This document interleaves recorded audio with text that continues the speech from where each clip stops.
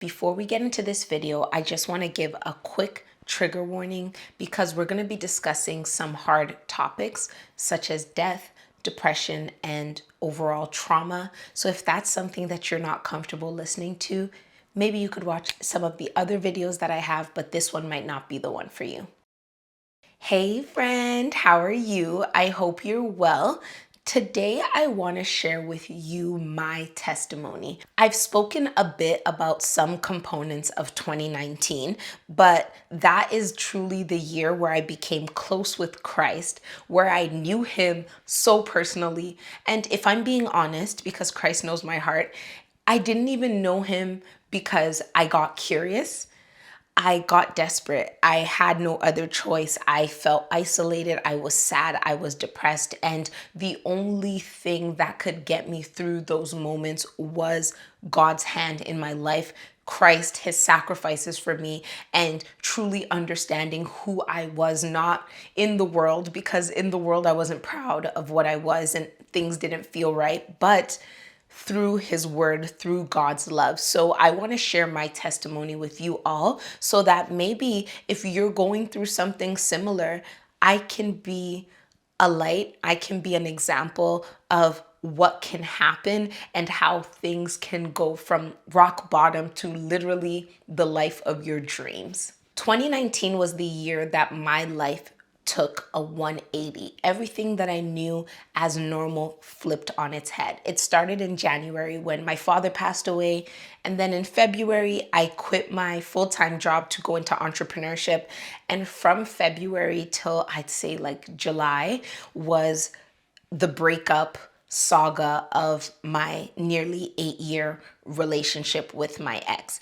And when you look at all of these pieces, it's so difficult because it was like when it rains, it pours, and it was pouring so badly. I've never really spoken about my father's passing in detail, and I think I'm at a place now where I'm ready to have some discussions about it. So if there's anything you all would like to know or hear my journey on losing a parent and coping and grieving and delayed grieving, which is what I believe I experienced, please let me know in the comments below and I'd be happy to make a completely separate video about that.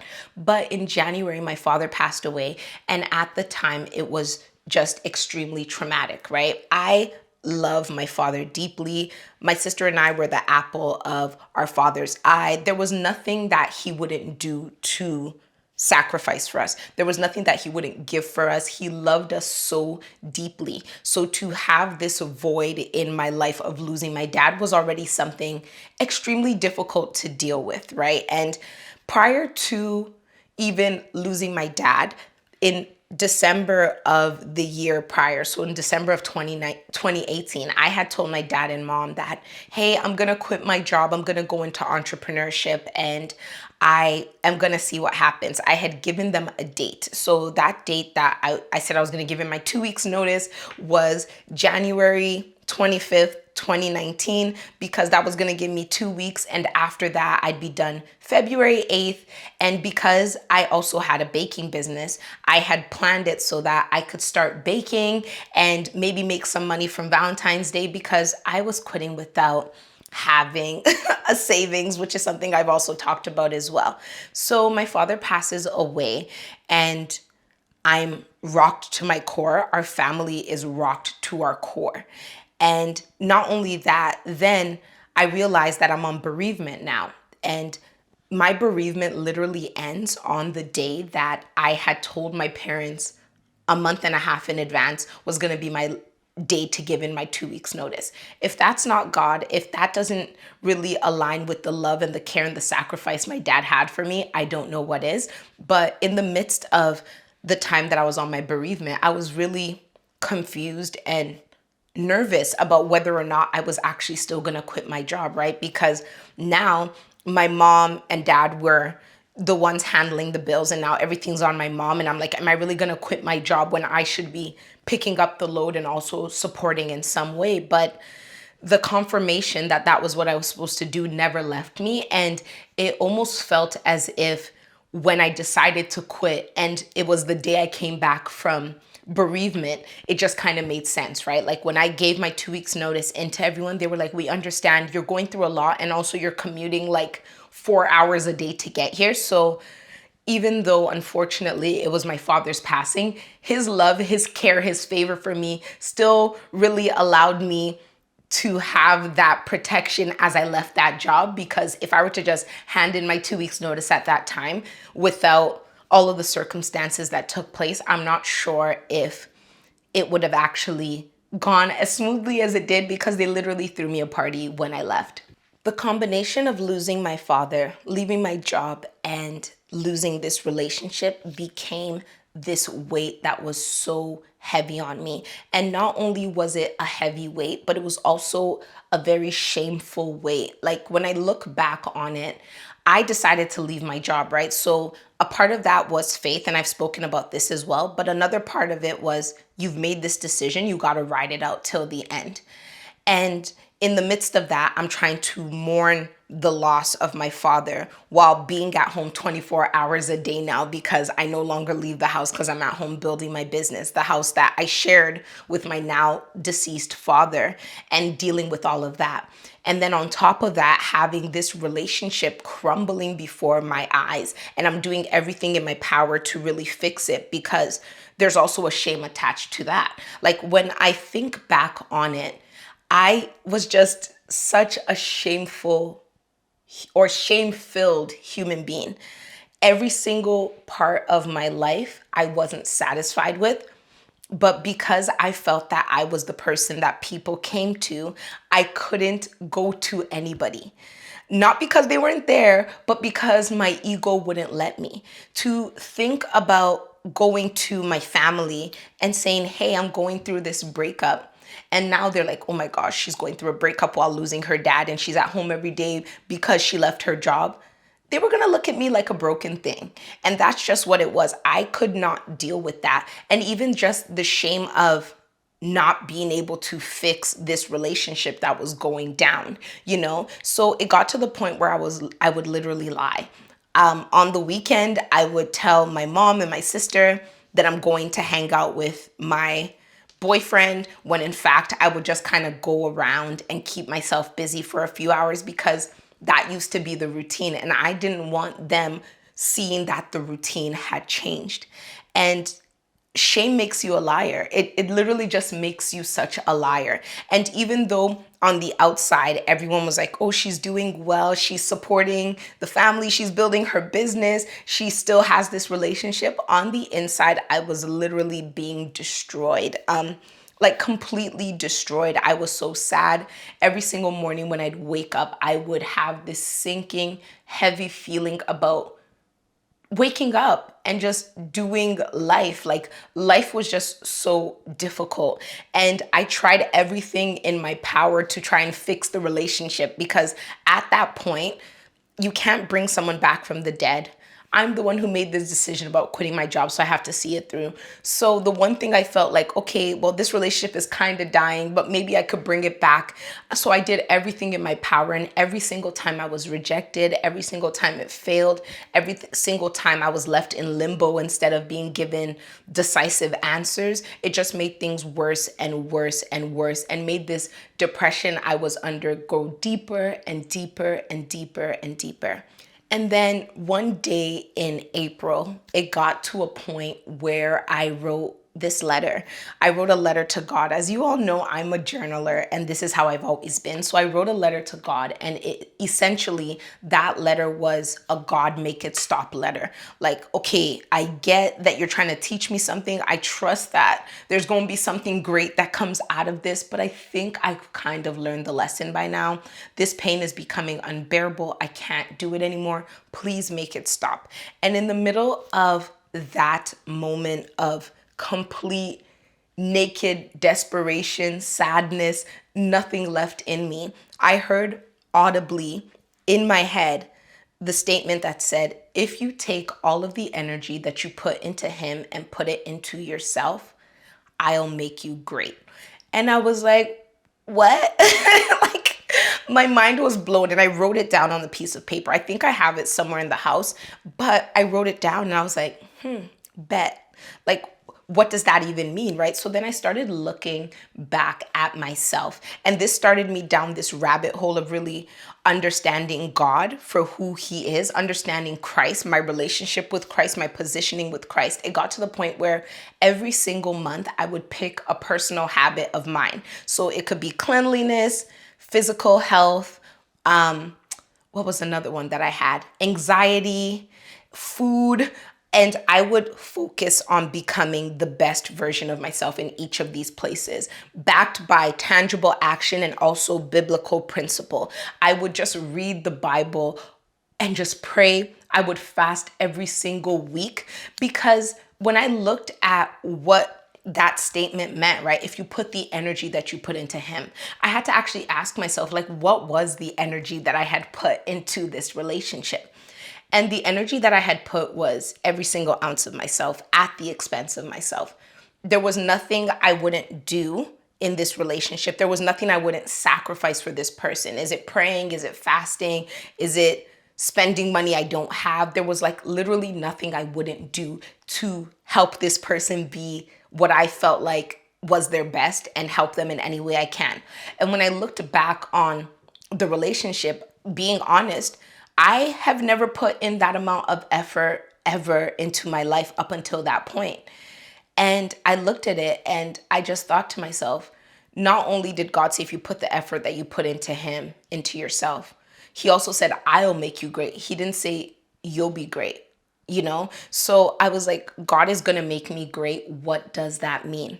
What is the greatness of God? Like, I can't even understand it. So I began down this rabbit hole of really healing, being real with myself, being honest, and just focusing on Christ. Because while I'm trying to take this word and apply it practically into my life, I can't deny the fact that shame is still operating in my life.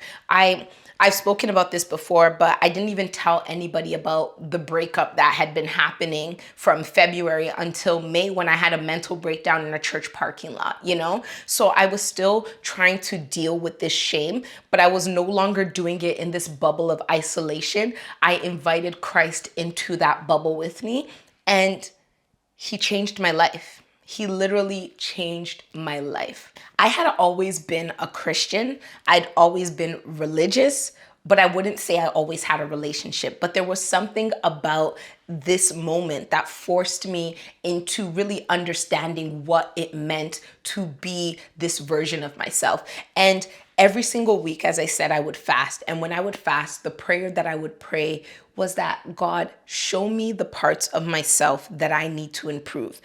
And the way that it happened was so interesting because, well, let me give it an analogy. I'd say, like, you know, when you're boiling like meat or something like that, and the scum starts to rise to the top, and then when it rises to the top, you can scrape it off. I feel like that was what was happening on the inside of me, where I had to be put into this difficult situation for me to be boiled up, to be on fire for Christ, so that he can pull these things out of me, bring them to my attention at a point where I was mentally prepared and open to like skim them off the top. So God really worked through me. He worked on me in so many different ways. One of the things he really worked on was like anger and rage. You know, I didn't even necessarily think I was a very angry person, because I wouldn't say that I was outwardly angry, but I do know that I would always hold in these feelings. You know, I would hold in these feelings of anger and frustration for people. I would feel obligated to do things for people. So I would go above and beyond at the expense of myself, and then resent these people for the things that I was doing. And God worked on that for me so badly, especially because during that whole breakup period, one of the things that really happened was that I'm like, okay, if this person doesn't want to be with me and I can't control that, and they don't see my value, I'm going to be crazy successful as a giant middle finger to them for not believing in me. And this became my fuel for a little season. I'm not even going to lie, because like the depression, the sadness, the mourning, everything I was going through, I couldn't get out of that without an equally strong and opposite emotion and rage vim, fire, and brimstone were that emotion for me, but it got to a place where these things are not sustainable. Like, I don't want to feel like I hate somebody. I don't want to be angry. And God brought it up. Like, there would be times where I would be praying and fasting, and I would get a memory from like maybe 4 or 5 years prior of something that someone had did to me that was very hurtful, that I thought I had forgotten. And I'd be so frustrated and say, why did this come up? And it would come up for me to get the opportunity to forgive that person and let it go, so that I'm no longer harboring these ill feelings, because where God wanted to take me to, the places where he would make me great, I can't take these negative weights with me. They're going to slow me down. They're going to hold me back. And I just let it go. I've spoken a lot here as well about forgiveness and the importance of that. And I'll link some videos in the show notes for you as well on forgiveness. But this is really where it all started for me. And when I looked back on 2019 at the end of that year, and looked back on everything from the moment my dad passed until the moment that I wrote that letter, and then everything after that, the difference was remarkable. It was peaceful. I don't know how else to say it, like, I was still going through the mourning. I was still sad. I was still heartbroken, but it was like I wasn't going through it by myself anymore. And not only was I not going through it by myself, I understood and held on to the promises that God had already made to me before I was even formed in my mother's womb, because he's known me that long. And because of that faith and holding on to his word, I was able to be so much better, like to become this version of myself. Like, I keep saying this version of myself, and because I only started doing YouTube and everything since I've been this person, but like the calmness I have, the wisdom, like when people say, oh, the way you're able to speak and express and do all of these things, I wasn't like this before. Like, I had semblances of it, right? Because your gifts are always in you, but like the way that these gifts have been magnified, the way that there's this confidence behind it, the way that there's this favor behind it, it's God. Like, I'm not going to say it's anything else. And that's why it was so important for me to not continue making any more videos until I made this testimony video, because honor to who honor is due, essentially. Honor to who honor is due. I don't want to ever be here and have anyone just think that, oh, she is just so spectacular. Oh, she's just so great. She's always been like this. Yes, I've had dreams and all of these great things, but it's truly the hand of God. And God said he was going to make me great. And I think we're just getting started, to be very honest, because God's greatness, the nations that he made great, the people that he made great did exploits. And in my humble opinion, I don't think I've started even doing exploits yet, but I needed to just really share this testimony with you all. I know that I speak about Christ in my videos every so often. It kind of jumps in and jumps out, like I talk about God, but I think it's time for me to be extremely unapologetic about that, because I can't take the blessings of somebody's hand and use them to be great without acknowledging the hand in which I received them from. So that is what I'm doing with this video. And yeah, this is my testimony. This is just the beginning of it, because this is all that happened in 2019, but into 2020, 2021, all the way down to where we are now, there were so many other versions of how this continued and continues to unfold and manifest. But I think really the baseline foundation of it was that moment where God just let me know that take that vim and love yourself like that, and see what I can do for you, instead of depending on people or thinking that people are going to do things for you. Because I think that's where I really was. I was at a place where I was dependent on that past relationship, and then also coupling that with the loss of my dad. One of the hardest things to really fathom for me was the fact that my dad was not going to meet my future husband, because I thought that the person I was with was my husband, and my father adored him, like literally loved this man like his son. So I was like, this is great. when we get married, like I'll know that my dad knew you, so we can talk about we can talk about him to my children and you'll have a relationship with him. And when that reality was ripped from me, it just brought on this sense of complete hopelessness that spiraled me all the way down. But God, God was really just there for me.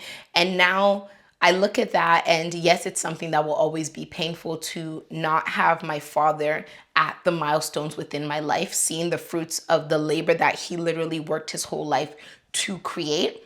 But at the same time, I'm my father's fruit, right? Like the life that I'm living is a testament. My personality, my work ethic is a testament to my mom and my dad, the work that they put in, the love that they had for me. So it's not wasted, and a place of questioning God is no longer where I am because I trust him so much. And the love I had for my dad, the love I have for my dad is nothing compared to the love that God has for my dad. And for him to take him at the moment that he did, he knew what he was doing. And at the end of the day, all things are working together. It's been 4 years now, and I can truly say that I miss him every single day. But at the same time, I've lacked nothing. The father figure, the love, the sacrifice that I experienced from my dad, like I see that in people in my family. I see it in my friends. Like I've never been left wanting except for in those moments where I turned myself into an island. And that's not fun. Like it's not where you want to be. It's not that place. And I'm really grateful to God for the fact that he pulled me out of that and got me to the place that I am now, where I can use these difficult stories of my life to inspire other women, to help people who may be somewhere in the middle trying to get to the end, because I know what it's like. I don't want to ever sit here and pump smoke, to the point where I'm like, do this, do that, take this advice, trust me. Like, I don't want to speak on anything I don't know. And I don't want people to look at me and think I've just always been this way, because that's not the truth. And that's also not inspiring, right? If somebody's telling you this is how you get over a situation, but it's a situation that they've never been under, it can be very hard to trust the validity of what they're saying. So I just want to share with you all myself, the rawest version of myself, how I got to this place, how God helped me recreate myself into this version that I love so much that I don't play about, and really helped me turn rock bottom into this life of my dream that continues to unfold. I want to thank you all so much for listening to my testimony, and I want you to subscribe if you love it, like if you like it, and share this with a friend if you think that it would be helpful to them. And I also want you to continue being kind to yourself, because you're a work in progress and you're making progress. And I'll talk to you again soon. Bye.